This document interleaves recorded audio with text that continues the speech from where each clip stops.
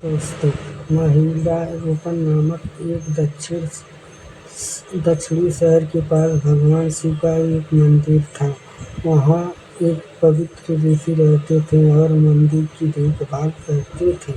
वे भिक्षा के लिए शहर में हर रोज जाते थे और भोजन के लिए शाम को वापस आते थे।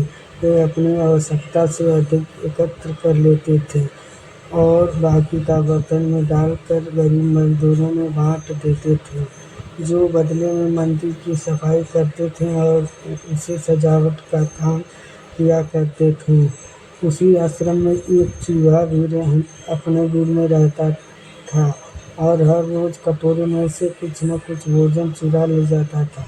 जब साधु को एहसास हुआ कि एक चूहा भोजन चोरी करता है, तो उन्होंने उसे रोकने के लिए सभी तरह की कोशिश की। उन्होंने कटोरे को काफ़ी ऊंचाई पर रखा ताकि चूहा वहां तक पहुंच ना सके और यही तक कि एक छड़ी के साथ चूहे को मार भगाने की कोशिश की, लेकिन चूहा किसी भी तरह कटोरी तक पहुंचने का रास्ता ढूंढ लेता और कुछ भोजन चुरा लेता था। एक दिन एक भिक्षुक मंदिर की यात्रा करने के लिए आए थे, लेकिन साधु का ध्यान तो चूहे को दंड से मारने में था और वे भिक्षुक से मिल भी नहीं पाए। इसे अपमान भिक्षुक क्रोधित होकर बोले, आपके आश्रम में फिर कभी नहीं आऊँगा, क्योंकि लगता है मुझसे बात करने के अलावा आपको अन्य काम ज़्यादा महत्वपूर्ण लग रहा है। साधु विनम्रतापूर्वक से जुड़ी अपनी परेशानियों के बारे में भिक्षुक को बताते हैं कि कैसे चूहा उसके पास से भोजन किसी न किसी तरह से चुरा ही ले जाता है।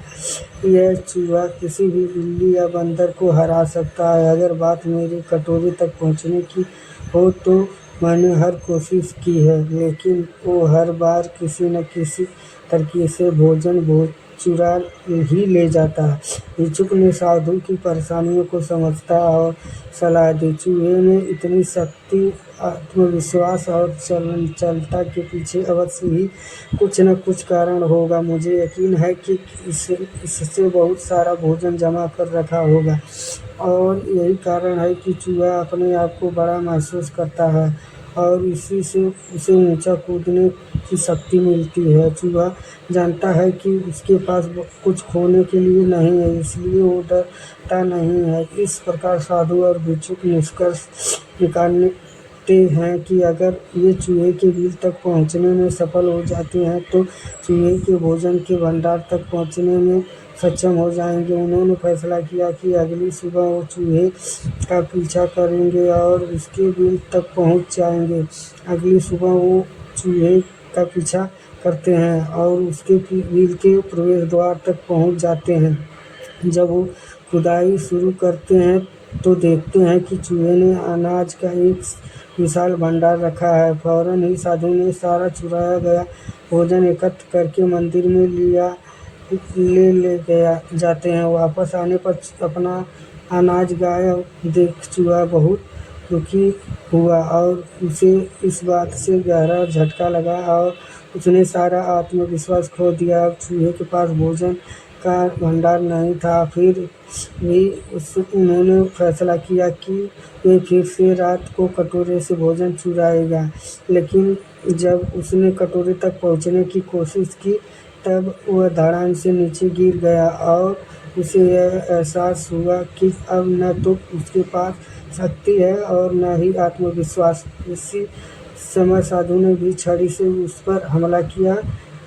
किसी तरह चूहे ने अपनी जान बचाई और भागने से कामयाब हो गया और फिर वापस मंदिर कभी नहीं आया। यदि हमारे पास भी संसाधनों की कमी न हो तो हम में भी अद्भुत शक्तियाँ और आत्मविश्वास की कमी कभी नहीं आ सकती।